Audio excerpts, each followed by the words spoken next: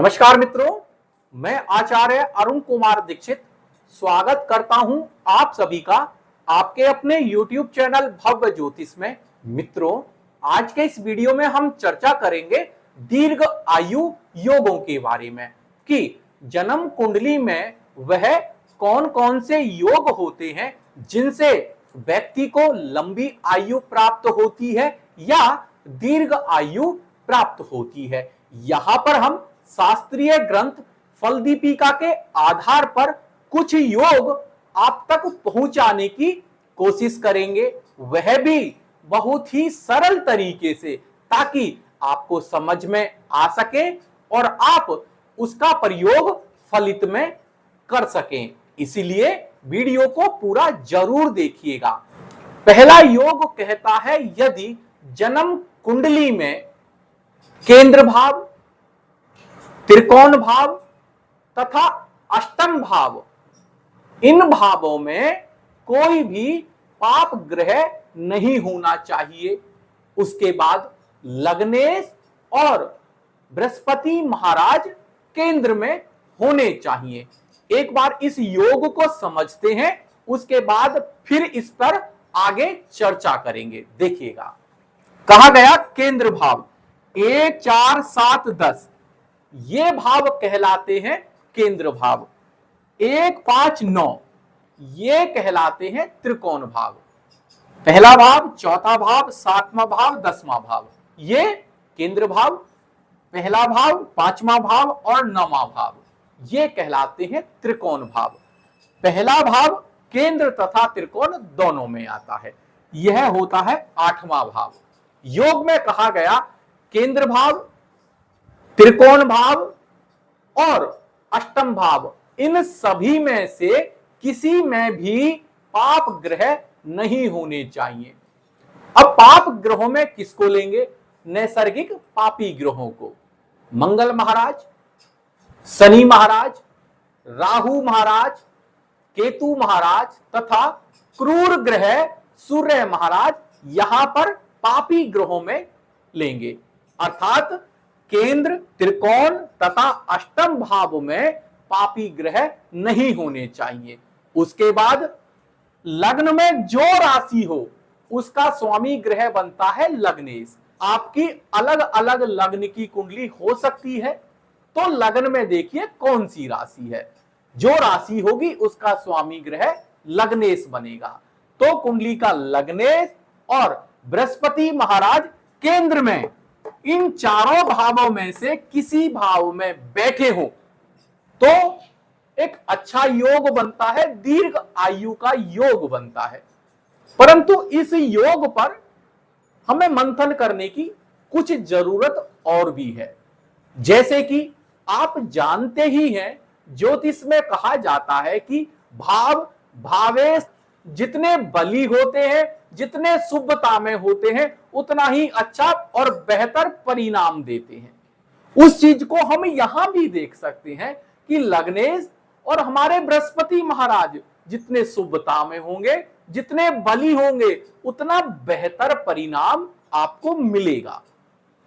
इस योग में कहा गया था कि व्यक्ति की दीर्घ आयु होगी, व्यक्ति निरोगी होगा तथा व्यक्ति को सभी प्रकार की सुख सुविधाएं प्राप्त होंगी। अब यहां पर एक योग और इसी योग में हम ऐड करेंगे। एक अन्य योग है, उस योग को एक बार समझ लीजिएगा। उस योग में कहा गया, यदि लग्नेश बलवान हो तथा केंद्र भाव में बैठा हो, शुभ ग्रह से देखा जाता हो और अशुभ ग्रह से नहीं देखा जाता हो, तो यहां पर लग्नेश को बली और शुभता में बताया गया है।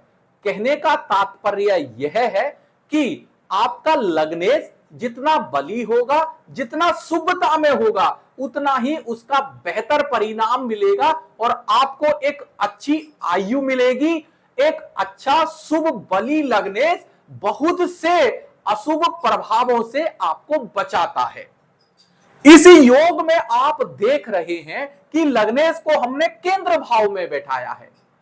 अगर लग्नेश केंद्र भाव में बैठ जाते हैं, बली हो जाते हैं, माना कि इसी योग में दूसरा योग और ऐड कर देते हैं। अगर लग्नेश केंद्र में, तो यहां पर लग्नेश केंद्र में तो बैठे ही हैं और इसके साथ लग्नेश बली हो जाएं, उच्च राशि में हो जाएं, स्वय राशि हो जाएं, किसी मित्र राशि में हो जाएं, उसके बाद अस्त नहीं होने चाहिए, शुभ ग्रह के प्रभाव में हो, किसी अशुभ ग्रह के प्रभाव में नहीं होने चाहिए। अब देखिएगा इससे क्या होगा, लग्नेश बली हो जाएंगे और व्यक्ति को जो आयु है वह और बेहतर मिलेगी। परंतु हम आपको एक बात यहां पर बताना चाहेंगे कि आपका लग्नेश कोई नैसर्गिक शुभ ग्रह भी हो सकता है और कोई नैसर्गिक अशुभ ग्रह भी हो सकता है, पर जैसी लग्न होगी वैसा ही आपका लग्नेश हो सकता है। आपको लग्नेश पर अन्य नैसर्गिक अशुभ ग्रह के प्रभाव को देखना है। अब आगे देखिएगा, यहां पर एक योग में हमने दूसरा योग भी जोड़ दिया। अब देखिएगा एक योग और फल दीपिका में बताया गया है, कहा गया है यदि देवगुरु बृहस्पति महाराज लग्न में बली अवस्था में बैठे हो, अस्त नहीं होने चाहिए, तो बहुत से दोषों का नाश कर देते हैं। लग्न में बलवान शुभता में बैठे बृहस्पति महाराज, कहा जाता है ज्योतिष की पुस्तकों में, 1 लाख दोषों का दमन कर देते हैं। वही चीज हमने जो पहला योग बताया उसमें कहा गया कि बृहस्पति महाराज केंद्र में बैठे हों। जो पहला भाव है वह केंद्र भी है तथा त्रिकोण भी है। वही बृहस्पति महाराज अगर लग्न में बैठ जाएं, बलवान हो जाएं, अर्थात उच्च राशि के हो जाएं, स्वय राशि के हो जाएं या फिर मित्र राशि के हो जाएं, अस्त नहीं होने चाहिए, शुभता में हो, तो यहां पर बृहस्पति महाराज भी बली हो जाएंगे। बली बृहस्पति महाराज व्यक्ति को बहुत से अशुभ प्रभावों से बचाते हैं। पहला योग देखिए, पहले योग में साफ कहा गया है कि केंद्र, त्रिकोण तथा अष्टम भाव में कोई भी पाप ग्रह नहीं होना चाहिए। अष्टम भाव आयु को भी बताता है। उसके बाद लग्नेश, जो कि स्वयं जातक को बताता है, तन को बताता है, लग्नेश को केंद्र में बिठाया और बृहस्पति महाराज को भी केंद्र में बिठाया। अब यहां पर देखिए, जो मैंने अन्य 2 योग बताए, दूसरे योग में लग्नेश महाराज को बलवान तथा शुभता में बताया, तीसरे योग में बृहस्पति महाराज को बलवान तथा शुभता में बताया। वही योग पहले योग के साथ जुड़ जाए, अर्थात लग्नेश भी हमारे बलवान हो जाए, शुभता में हो जाए, और बृहस्पति महाराज भी अगर लग्न में आ गए, बली होके शुभता में हो गए, तो व्यक्ति को एक निरोगी शरीर मिलेगा, एक लंबी आयु मिलेगी। ऐसा व्यक्ति दीर्घ आयु प्राप्त करता है, एक लंबी आयु प्राप्त करता है और अपने जीवन में सभी सुख सुविधाओं को प्राप्त करता है।